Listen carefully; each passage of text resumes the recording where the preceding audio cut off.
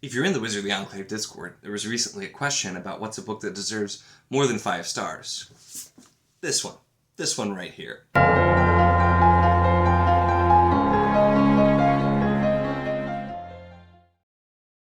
Hello and welcome to my channel. In this video we're going to be talking about The Lions of Rassan by Gavriel. And oh boy, do I have a lot of thoughts about this one. This was my first Gavriel novel. It's an author I have meant to get to for so long because I've heard a lot of really great things. So much of what I've heard about too makes me think that this is going to be an author that's going to potentially be one of my favorite authors, that's just going to be really, really close to my style.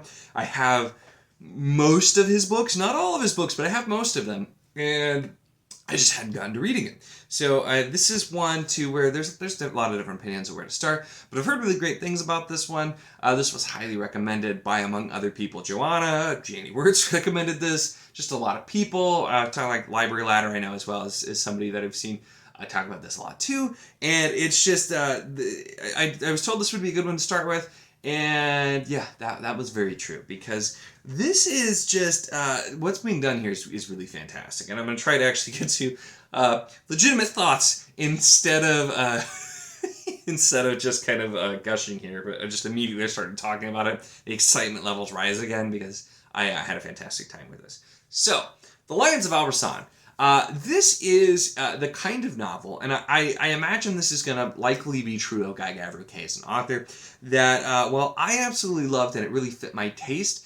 This is one that'll probably not land for everybody because of the style. And so that's kind of the thing I want to talk about first, is the style. We're going to get into talking about characters, especially, because a lot of really great things there as well. Different things that he's done really, really well here as well in the world and so on. But the style of storytelling, something I want to talk about here, because it is something that I have found over time that just is something that meshes really, really well with my taste. I've commented before, I tend to be a very world-building focused reader.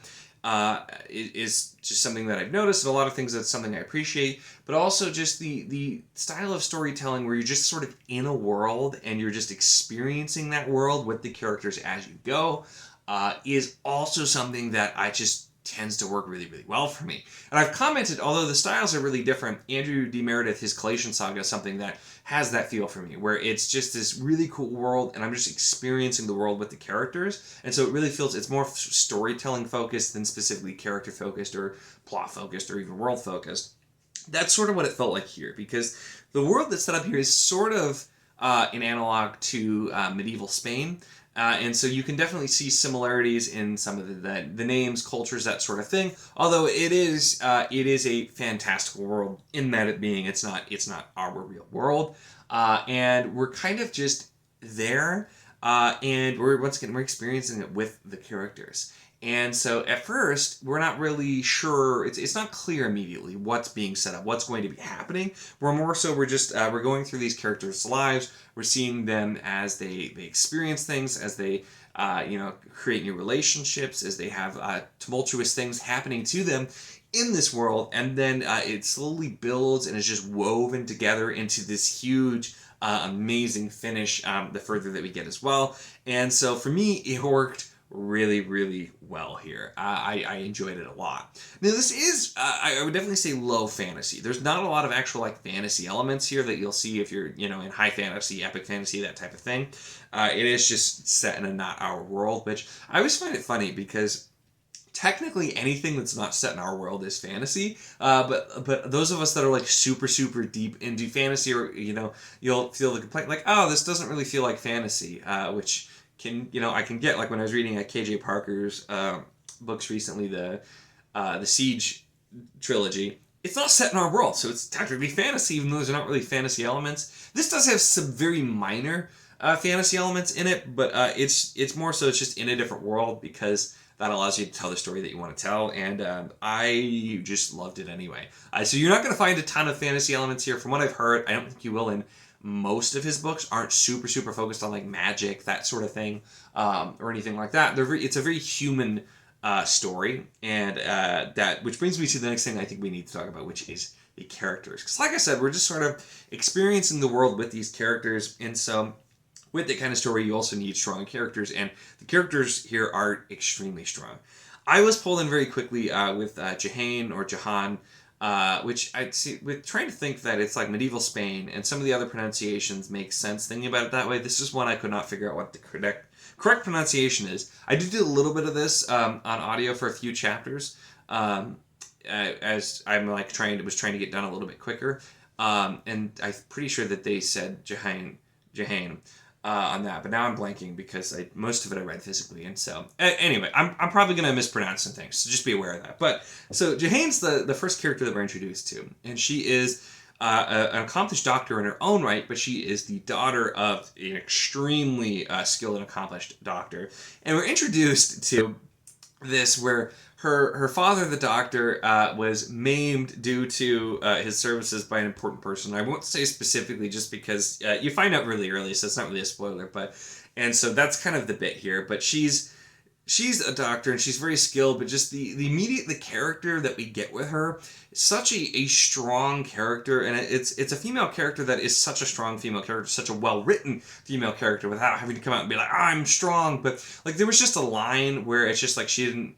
It was something to the effect of like she just didn't have the time or the luxury for grief because she had to just move on with both her and then her mother and the way that they were written. And I just immediately I cared about this character and I was just really interested in what was going to happen with them. And for the most part, that's what I got with the characters. There is a younger character, Alvar, who's introduced actually second. And I'm like, I don't care about this, even though that's typically what you get in fantasy. You have a younger male character. I'm like, no, don't care about him. I just want Jahan. That's who I want to focus on here. But I did enjoy that character as well, too. That was just how good Jahan's character is. And then we also, a couple of other characters that we're really focusing on are Amar ibn Khairan. And he is a powerful person in one kingdom, essentially, and is also very notorious for other things that he has done, including killing some monarchs in the past and that kind of thing. And so he's a leader, and he's a good strategist, and he's also a poet, and so already a complex character set up there as well. And the way we're introduced to him as well, we're not sure how to feel about him at first either. And we also have the captain of a really, really elite band of warriors, Rodrigo Belmonte, who comes from a different kingdom, and also just immediately when he's first introduced, we have conflict as well, because he has conflict with people who are from the same kingdom that he is, but who he has big disagreements on. And so we get these characters introduced, and they're very complex characters, and they're going through a lot, and they all have to kind of leave their homes for various reasons as well. And then once again, we're experiencing the world as they go along and as they form relationships. And the way relationships are set up in here as well, too, it's just so phenomenally done because they feel so real and so human. And there are some elements in here as well that I feel like are hard to make work well.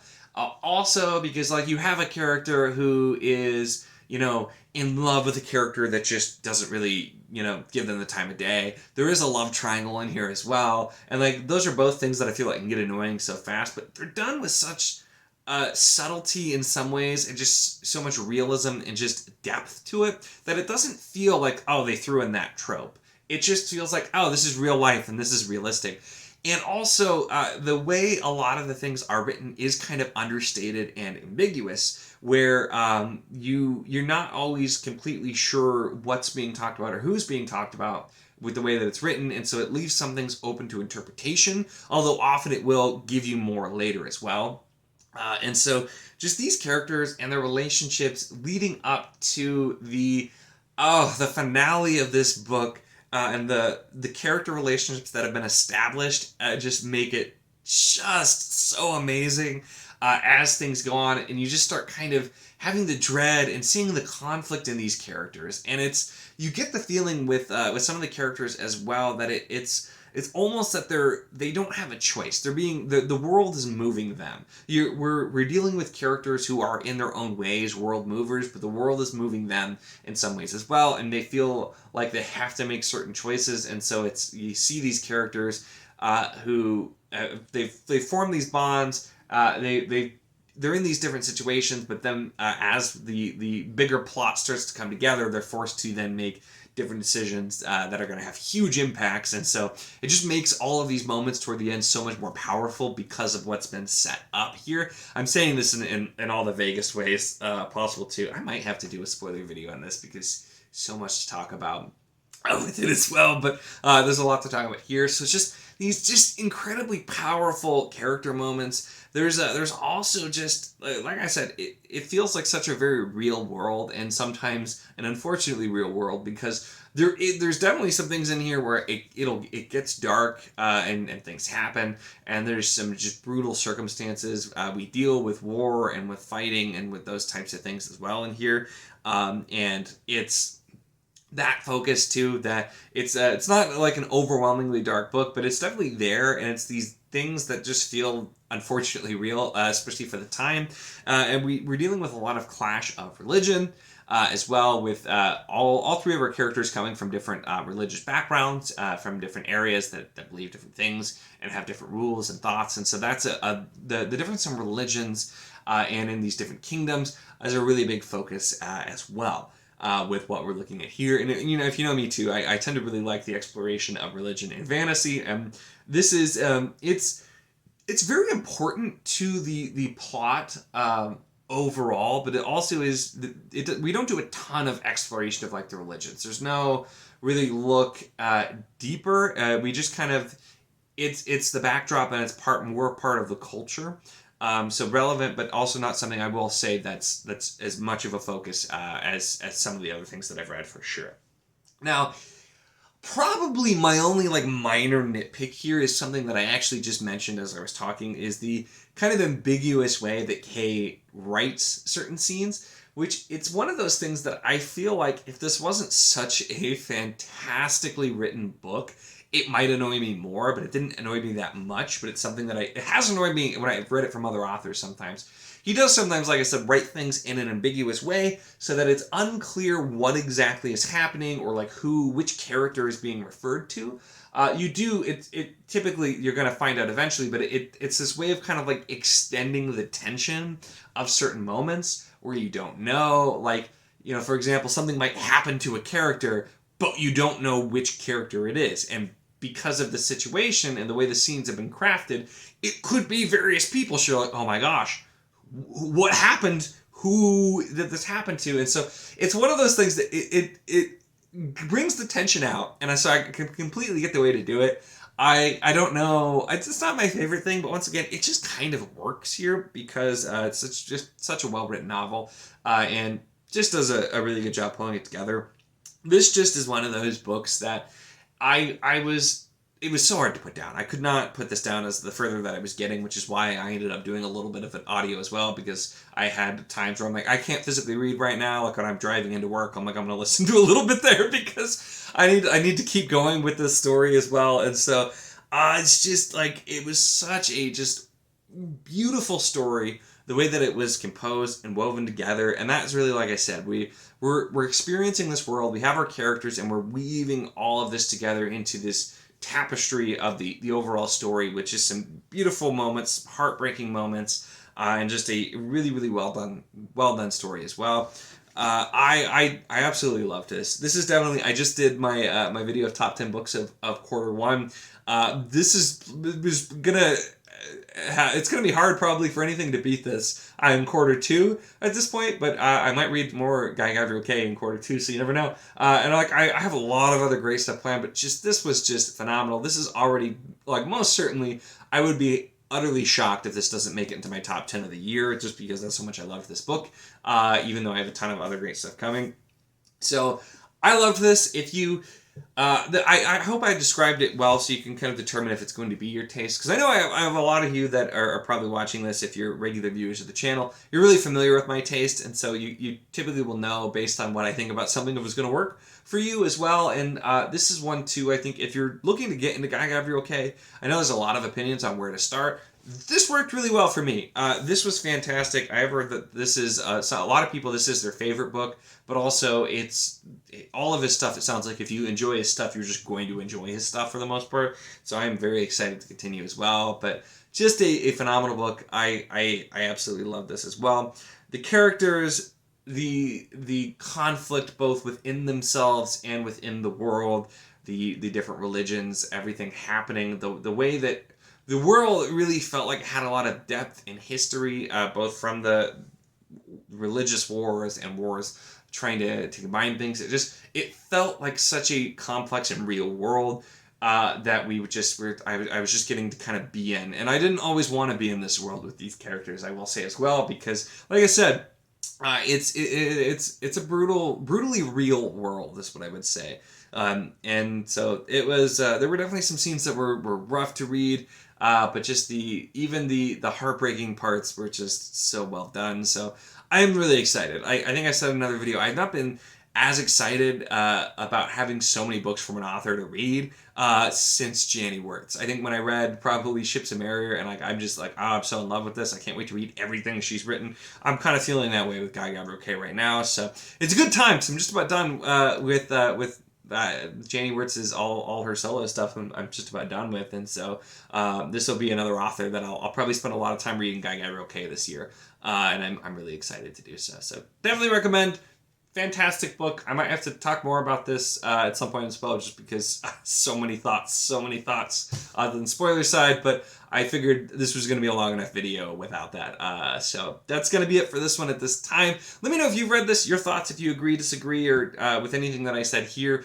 It'd be really interesting to hear, because I'd love to talk more about this book in general. So definitely let me know your thoughts in the comments. Check the link in the description, as always, for the Wizardly Enclave Discord if you want to chat more about this book there, or any books, or really anything at all. It's a lot of fun. We'd love to have you. And of course, if you enjoy my content, make sure to subscribe.